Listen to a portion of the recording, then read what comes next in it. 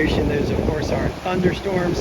And we've got some surfers paddling out into some small 1-footers, maybe the occasional 2-footer rolling in off the North Atlantic Ocean. The residual swell from Adalia mostly dead by now, and we are getting just some small waves off the North Atlantic. Southwesterly winds, relatively blustery, in the range of 10 to 15 miles per hour, and small conditions expected for the remainder of today and then on into Saturday. But then as we get into Sunday, we're starting to look at the swell starting to come in from Major Hurricane Lee, and boy is Lee quite the bad boy here. Last night, Lee pumped up to a full Category 5 status according to the National Hurricane Center, with maximum sustained winds of 165 miles per hour and pressures in the 920 to 930 millibar range. So very, very intense cyclone last night. Lee has since encountered some southwesterly wind shear, but is still a very powerful Category 4 hurricane. And Lee is expected to head this way and start affecting the Outer Banks with a swell on Sunday, and Monday swell in particular is looking very good. Many of us now taking recovery days. Friday, Saturday, and Sunday are recovery days for myself.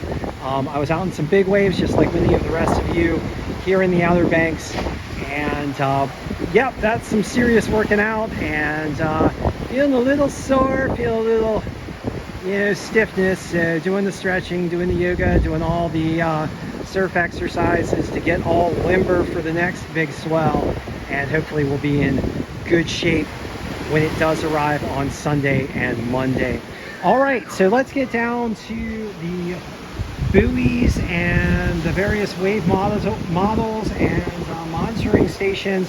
Give you guys a comprehensive overview of wave conditions in the Outer Banks as surfer pumps down the line on a small, maybe 1-foot wave here, as another set wave breaks a little bit further out. Right now at Nag's Head, waves officially in the range of about 1 foot plus, with some choppy conditions. Northeast swell at 1.5 foot and 8 seconds. South and southwesterly winds at 13 miles per hour. Air temperature is very warm at 88 degrees.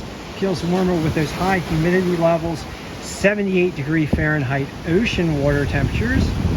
Further north in Virginia Beach, we've got 1 foot waves, choppy conditions as well. And then heading on down south to Rodanthe, we've got 1 to 2 foot waves, a slight chop with a northeast swell at 1.7 foot and 9 seconds. South winds at 10 miles per hour, 85 degree air temperatures. Ocean water temperatures 80 degrees. At Buxton right now, we've got 2 foot plus waves and some choppy conditions. East northeast swell at 1.7 feet and 9 seconds. South-southwest winds at 11 miles per hour. Air temperatures 86 degrees Fahrenheit. Ocean water temperatures 83 degrees Fahrenheit, as we watch these surfers struggle to get some speed on these small waves. Down at Frisco, 1 foot plus waves and choppy conditions. All right, so let's get down into some of the details from the National Hurricane Center and from the various weather models on Lee and on the tropics in general. And right now, as we discussed before, Lee is a major Category 4 hurricane with maximum sustained winds of 155 miles per hour, down a bit from the Cat 5 status at 165 miles per hour earlier today and late last night, after Lee encountered some wind shear from the southwest. The storm is still encountering some moderate wind shear from the southwest, according to the National Hurricane Center, and may go through some strength fluctuations, possible weakening over the next 2 days.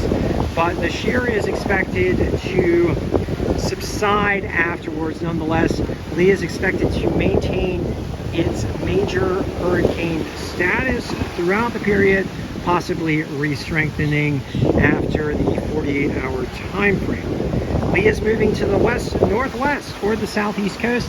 It's about 1,400 miles away from land right now, but heading toward the east coast and is expected to turn toward the north and track between the east coast and Bermuda. Model consensus right now indicating a possible landfall mid to late next week in Maine or Nova Scotia. Of course, these model summaries right now, we should probably take them with a grain of salt because they're pretty far out, and you can't really say the U.S. East Coast is out of the woods yet. All right. Now, the swell from Lee, I did mention this before, is expected to start on Sunday, with Monday looking like a very good day with light winds and a large swell up and down the Outer Banks, as well as for Tuesday. And then Wednesday getting a bit windier with a larger swell still. Maybe waves in the range of 5 to 10, 5 to 11, maybe 5 to 12 feet in some locations by Wednesday, but windier conditions likely chopping up those waves by Wednesday and Thursday. So for right now, Monday and Tuesday do look better for wave quality, although wave size for Wednesday and Thursday looking pretty beastly according to the wave monitors. All right. Also, in the tropics right now, we have Tropical Storm Margot in the eastern tropical Atlantic at a 40-mile-per-hour tropical cyclone. Margot is moving toward the west-northwest and expected to turn more toward the northwest and to strengthen as it heads out toward the central Atlantic. And right now, no more disturbances being monitored by the National Hurricane Center, but boy, have we had a spate of pretty extreme weather for the Atlantic Ocean, with those record hot water temperatures in particular, fueling so many cyclones and enabling Lee to rapidly intensify. It is worth noting that the rapid intensification of Lee was 85 miles per hour in less than a 24-hour period.